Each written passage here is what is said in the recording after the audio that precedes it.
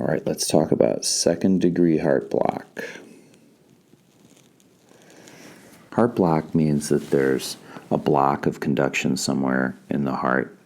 Conduction doesn't progress normally through the heart. It's second-degree block as opposed to first-degree block is much more important.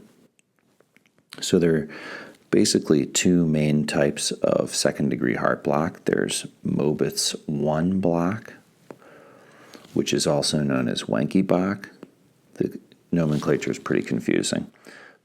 There's Mobitz II, second-degree heart block, and that doesn't have another name like Mobitz I does. Then there's also 2-to-1 block, and that could be either Mobitz I or Mobitz II, and that's where every other P wave is blocked. So let's go back up here to Mobitz I block. And the hallmark of that is the PR interval increases until there is a blocked P wave. So here is a P wave, here's another one, and then here's another one, and there's no QRS afterwards. So that means that conduction was blocked between the atrial ventricles, and here I showed it be happening around the AV node. And you can see that the PR interval, which is the start of the P wave to the start of the QRS, this is the PR interval, that the PR interval is longer here than it is here. So the PR interval is prolonging, and then there's the blocked complex where there's no QRS that happens after this P wave, and then it happens all over again. So there's a PR interval, and then there's a longer PR interval, and then it's blocked. In this condition, typically the block's happening in the AV node. All right, let's look at Mobitz II heart block.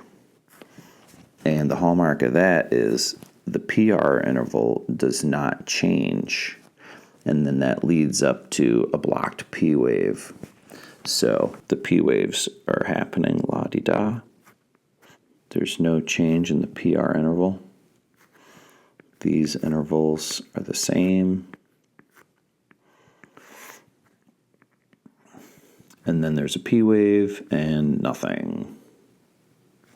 And then there's another P wave kicks in here. So all this time went by and there was no QRS. So that's a blocked P wave. And since the PR interval wasn't changing, that's Mobitz II block.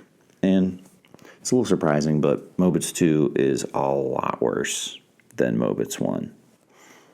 And that's because Mobitz II block typically happens in the His bundle, and there are better escape rhythms above the His bundle. The AV node has good escape rhythms, so the His bundle escape rhythms are a lot slower. And if you have heart block in the His bundle, you're more likely to have major symptoms from that. All right, let's talk about 2-to-1 heart block.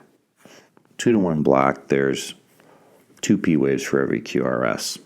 And basically, you can't tell if that's Mobitz I or Mobitz II because there aren't enough P waves to see if the PR interval is increasing or not. So in this instance, the block could be either in the AV node or the His bundle. It's a P wave, then there's a P wave, no QRS. So P wave QRS, P wave, no QRS. It's a blocked P wave. And the same thing goes on throughout the strip. That's 2-to-1 block.